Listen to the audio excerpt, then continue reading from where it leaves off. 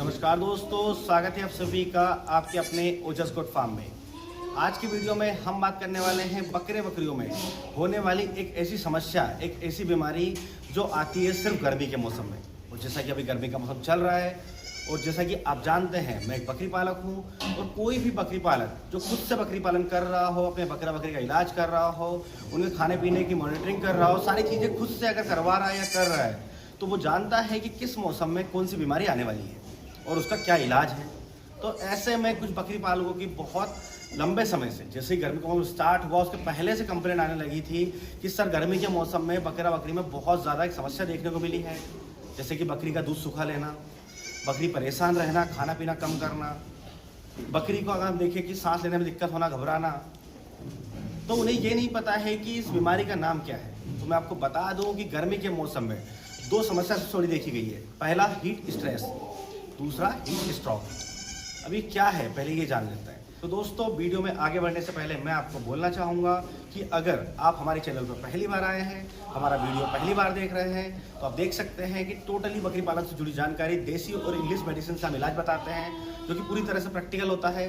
कुछ इलाज ऐसे हैं जो हमें विदाउट मेडिसिन बताना पड़ता है, जो कि हमारे फार्म में अगर कोई बीमारी नहीं होती है और उस बीमारी के बारे में अगर इलाज बताना है तो हम इस तरह से वीडियो बनाकर आप तक पहुँचाते हैं। तो चैनल को सब्सक्राइब करना ना भूलें, क्योंकि हमारे इस चैनल पर सही और सटीक जानकारी दी जाती है जो कि एकदम फ्री ऑफ कॉस्ट होती है। तो जैसा कि बकरी पालक बता रहे हैं कि सर बकरी बहुत ज़्यादा घबराती है, झटके से सांस लेती है, सांस लेने में तकलीफ होती है, हाँफती है कुल मिलाकर कहें तो।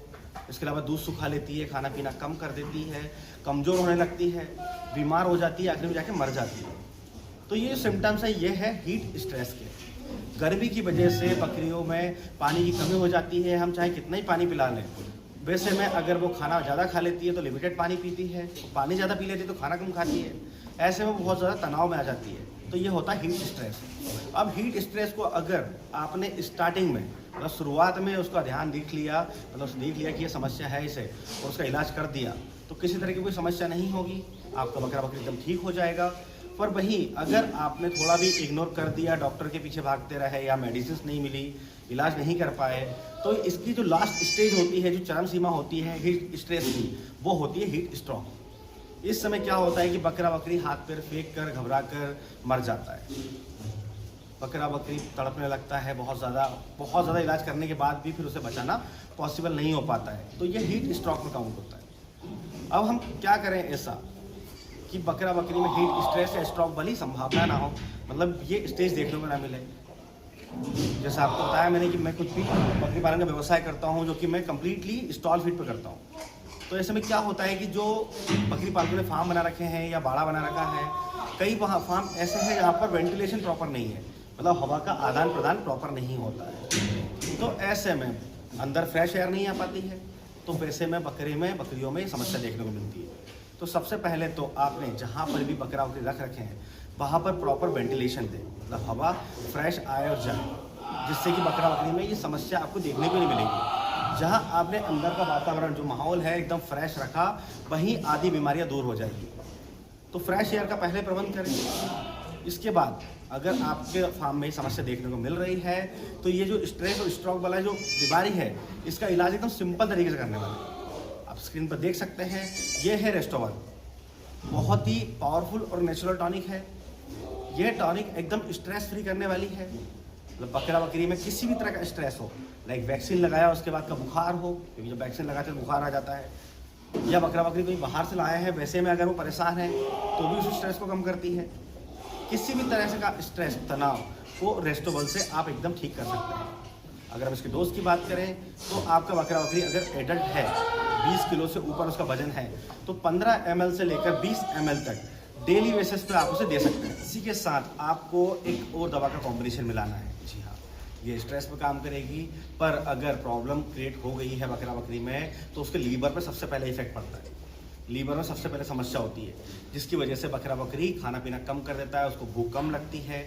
अगर वो खा लेता है या पानी पी लेता है तो वो डाइजेस्ट नहीं कर पाता है। वैसे में भूख बंद हो जाती है, गोबर बंद हो जाता है, बहुत सारी समस्याएं होती है, पेट में गैस हो जाती है। इसके अलावा उसे अपच, एसिडिटी, बहुत सारी बीमारियां जकड़ लेती है।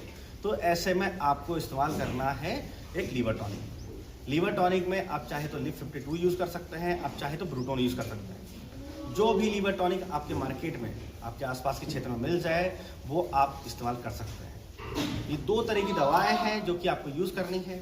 रेस्टोबल मॉर्निंग टाइम में दें, या मॉर्निंग टाइम में अगर आप लीवर टॉनिक दे रहे हैं तो इवनिंग टाइम में रेस्टोबल दें।